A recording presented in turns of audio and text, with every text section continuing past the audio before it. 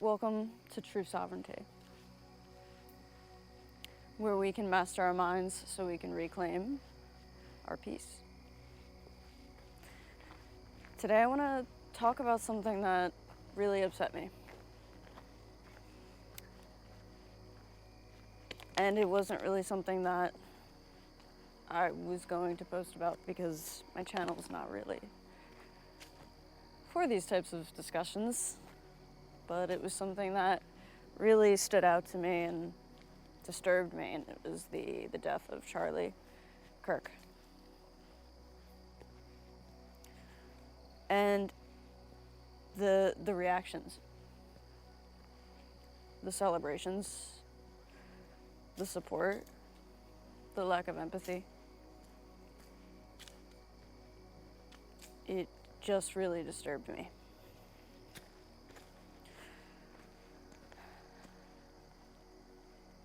I have watched Charlie Kirk in the past. I've watched a few of his videos, some of his debates, and I never heard him say anything hateful. The only thing I ever saw in his videos was fair arguments, evidence to back up his claims, logic to back up his beliefs and opinions, and an open mic for people he disagreed with, and that's all I ever saw. The things that people are pulling up, like quotes that he's said or videos, a lot of that is taken out of context. I have looked up the quotes and researched them, and a lot of the quotes are taken out of context. Some of them he didn't even say. But I'm not here to necessarily talk about politics and where I stand on politics, because for me this isn't about politics. For me this is like a turning point in humanity. I don't know. It feels like there's a lot of dark energy coming from the people who celebrate his death. And so you don't feel so alone, like sometimes it can feel in a crazy world. I kind of wanted to create a video showing you that you're not alone and you're not crazy, that you feel empathy for somebody that you don't know, and you feel sad for somebody that isn't close to you. And you're not crazy for feeling that way. You're not a bad person. You're not evil or bigoted because you feel sad that somebody passed away, even if you don't agree with his views. Disagreeing with someone, no matter how bad the disagreement might be, no matter how wide and far spread the disagreement. Like if you're on one totally different end of the spectrum as somebody else, that doesn't mean that it's time to kill somebody. And it's actually really been a disturbing experience seeing how many people think that disagreement means murder. And I think we're heading down a slippery path of violence from all sides of the spectrum. And if you're curious, I'm not political, I'm apolitical. I don't talk about politics. And since my channel's not about politics, and I don't even believe this is a political issue, I wanted to talk about the psychology of these people. In my personal opinion. This is not officially a psychological diagnosis of these people. I'm not a psychologist. I'm not a trained therapist. This video is kind of like to comfort the people who care and felt deep anguish over Charlie's death, and they might feel like they're in a sea of really sociopathic, psychopathic people. That's what this video is for. You could say it's for that and for entertainment. If you're just curious as to what I have to say about what I think about people who celebrate Charlie Kirk's death. So let's get into it. I think that number one, these people aren't happy. These people aren't happy. And in that I do have compassion for them, because nobody wants to live an unhappy life. Nobody deserves to live an unhappy life. I think we all deserve a fair shot at a good, happy, content, fulfilled, peaceful life. But these people have invited a darkness into their life.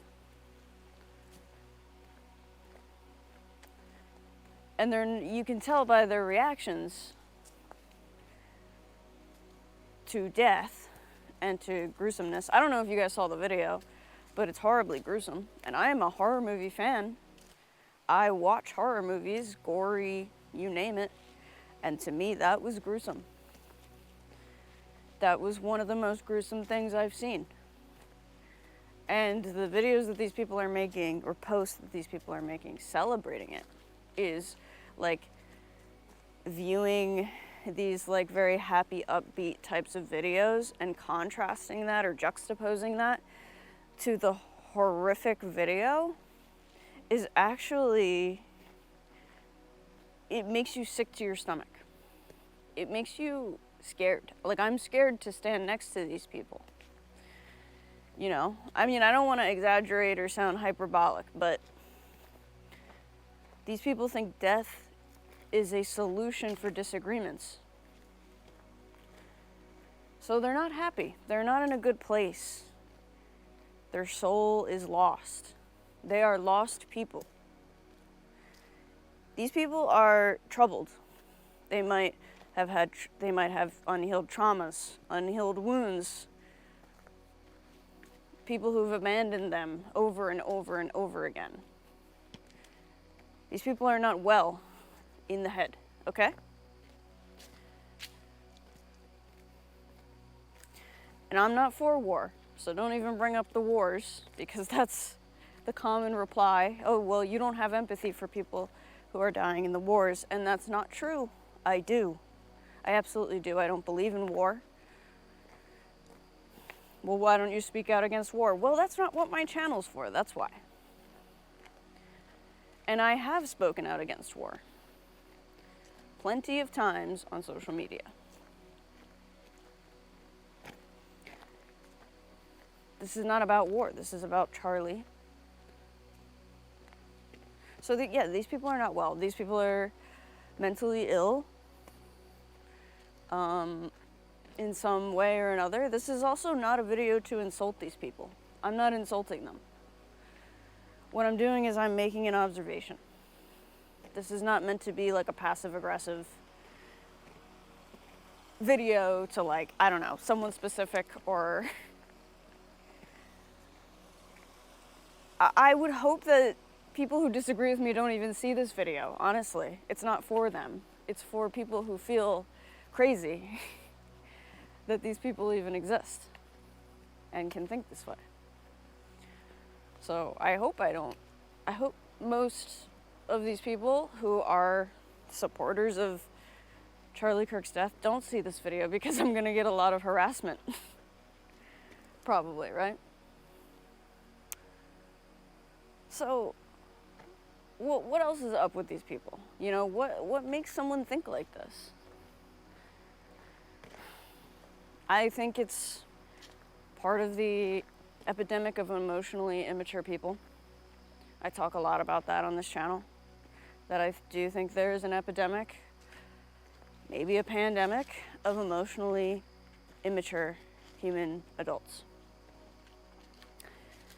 And that's not to say that even emotionally mature people don't have their moments of emotional immaturity. We're not perfect. But it is something to say when I think there's more people than not that are absolutely not self-aware in any way, shape, or form.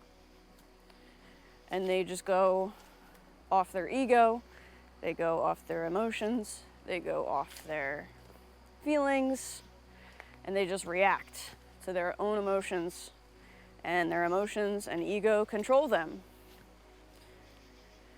And so, good people do bad things, and that's what happens. I'm not saying that these people are inherently bad. You know, I'm more so wanting to characterize them as unwell. Like, if you think of a person who has cancer, you don't, like, think of the person as cancer. You feel bad for them. You know that they don't have control. That cancer has control of them, pretty much, and their health. It's kind of the same way. These people are not in control of their minds, their emotions, their reactions. So I think ultimately these people are victims of their brain. Now, that doesn't excuse their behavior, and it doesn't excuse an adult from taking responsibility or accountability. But that's just the thing. They don't know how. They don't know how to step outside of themselves. All right, number 3. Everybody thinks they're on the right side of history. Everybody thinks they're the hero. And when an emotionally immature person or someone who isn't really self-aware, and when someone like this gets an idea into their head, typically they run with it. And they create hyperbole. And they exaggerate. And they twist and manipulate truths, sentences, videos, anything they can get their hands on, they twist it and manipulate it to fit their narrative. Because they're not objective. But everybody falls for this, okay? You could say that I'm falling for this. But the thing is, I am not upset by his death because I'm a Republican, because I'm not. It's not about whose side I'm on. There is no side to me. There's only one side, and that side is that a human being died. A human life was taken. You know, I look at Charlie, and I've seen his videos, I've watched him, and I read him as a good guy. He just seems like a good guy, and I understand, I don't know the guy,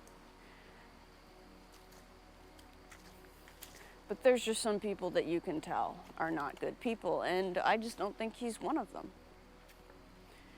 Now, that's totally opinion-based, but that's just what I read from him. When I read a human's body language and see how somebody talks to people. I'm sure he wasn't perfect. Not saying he was. It's ridiculous to think that I would ever say that somebody's perfect. But to me, he just seemed like generally a good guy.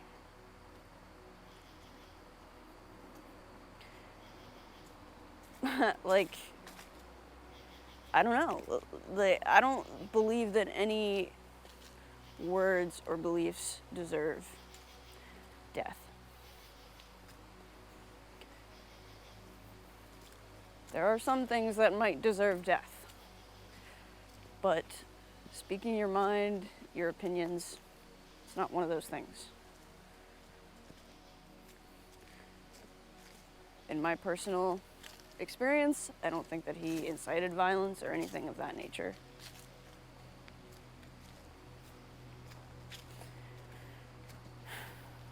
So, yeah, everybody thinks they're on the right side. And these liberal people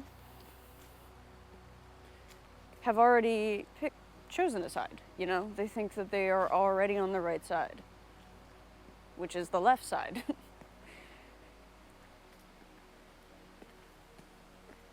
Okay, and they're vehemently Like, if you are not on our side, F off, which is another clue that they're emotionally immature because of their black and white thinking. Now, don't get me wrong, some Republicans have black and white thinking, you know, not saying that, but what I've noticed is lefties are just a little bit more aggressive when it comes to their belief system. That is what I've noticed, and that's what a lot of people in my life have noticed. Like, liberal people have, I want to say passion, have a little bit more passion about what they believe. They're a little bit less chill, a little bit less tolerant of people having different beliefs than they do. Pop open a drink. You deserve it. It's been a rough couple days. Yeah, so I mean, they think that they've won. They think that they win because a very loud voice in the political community that they hate has been silenced forever, permanently. So obviously they feel like they won, like they're on the right side of history.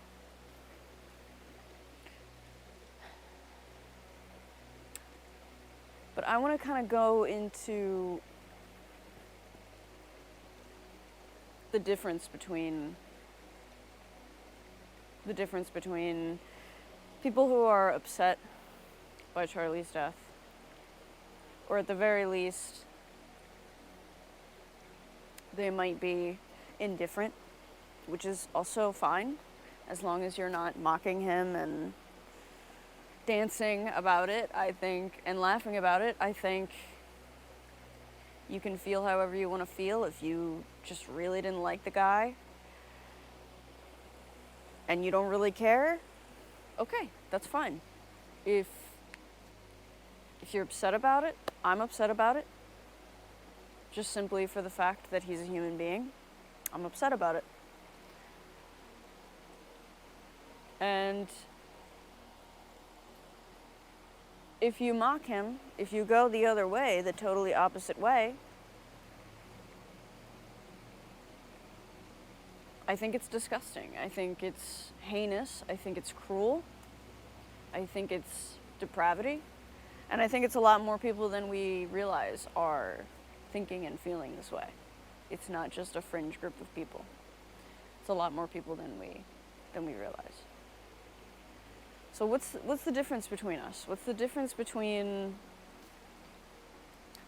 people who mock his death and the people who either feel sad or indifferent? But mostly, let's maybe focus on the sad.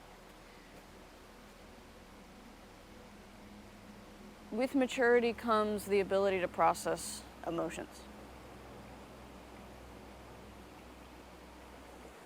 And with the processing of emotions comes calmer reactions or responses to the situation. So someone who's a bit more emotionally mature, who doesn't like Charlie Kirk, is going to look at the situation and say, I didn't agree with what he said, but he didn't deserve to die. There would be no mocking. It would just be, a one and done. I value human life, and you know what? He had a family, and he didn't deserve a slaughter.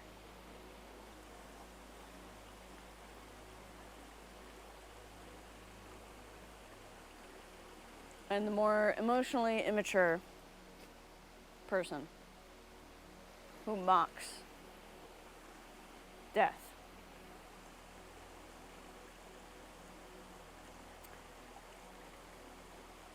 they can't process emotions. They feel their emotions and they want to react immediately. Everything that the right says, they take personally. So everything that the right says that they don't agree with, they feel is a personal attack. They feel that the right hates them and wants them dead, which isn't true. They feel that they have to protect themselves, they have to protect their egos, and that's what emotionally immature people do. They fight to the death to protect their ego, while an emotionally mature person would just say, okay, think whatever you want.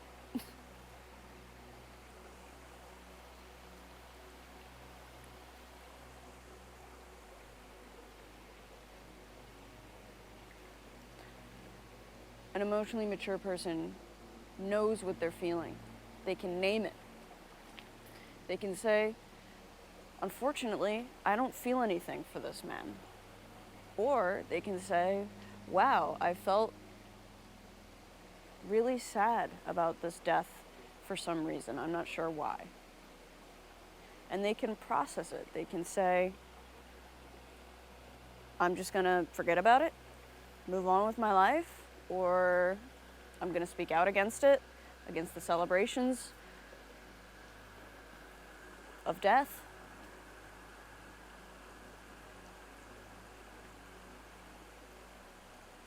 If you can tell, the people who are celebrating his death have been getting fired. And there's a reason for that. Okay? Like, people who are mourning him are not getting fired. Why do you think that is? It's because workplace behavior is always a mask. This is kind of proof. You're always wearing a mask at work. You're not actually being who you truly are at work. So we can all kind of hide our weird idiosyncrasies or dark humor or anger outbursts or upsetments. We can hide that because our incentive is to make money. But when your personal life comes out and your professional life sees it, and your personal life is a little fucked up, your professional life isn't going to like that very much because they expect a certain type of behavior. Mature, controlled, control your emotions, have patience with people, have empathy for people. And they will fire you because they don't want someone like that representing their company. So that's just kind of one way to prove that celebrating someone's death is really fringe behavior. Unfortunately, it's not fringe now, though. It's common. One more thing. Emotionally mature people have developed this empathy. It's an empathy that goes beyond people that they know.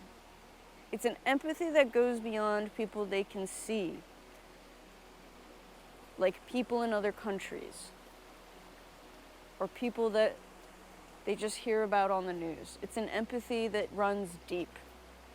It's developed fully most of the time. It's an empathy that someone can practice unconditional love with. It's an empathy that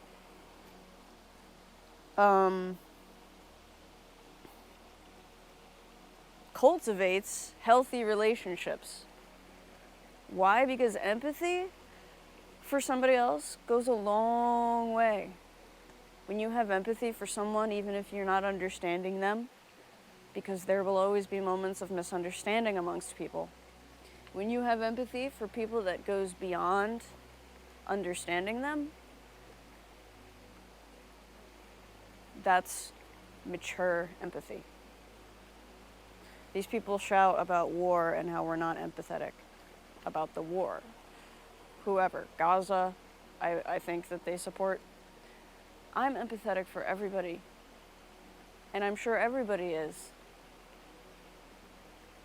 Nobody wants people to die. Nobody wants young, innocent people to die.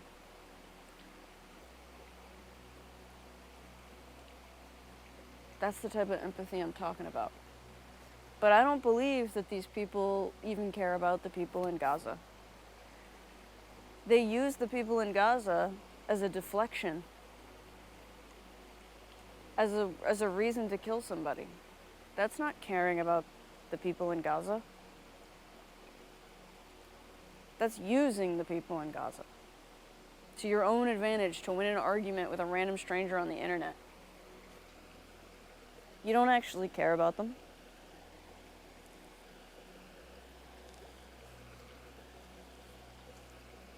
And you don't care about Charlie Kirk and his family. There's almost zero empathy happening there. And again, this is my opinion. This is what I've noticed. This is what I've observed after talking to some of these people online. There's almost no empathy. And I'm not saying you have to have empathy for this man.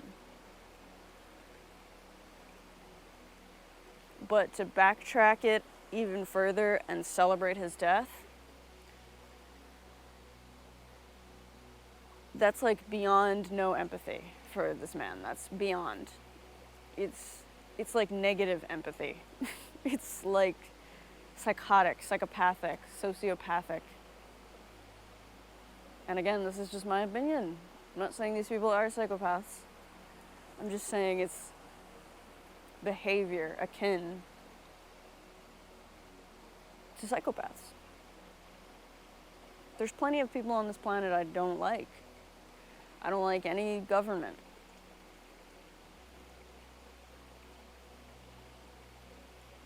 But I don't want anybody dead.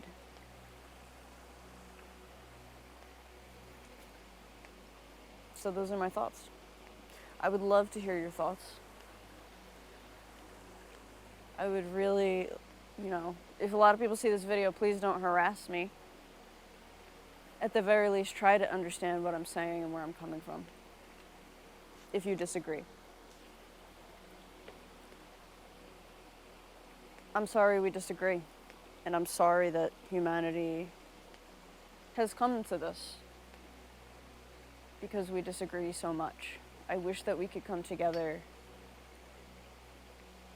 and be more unified.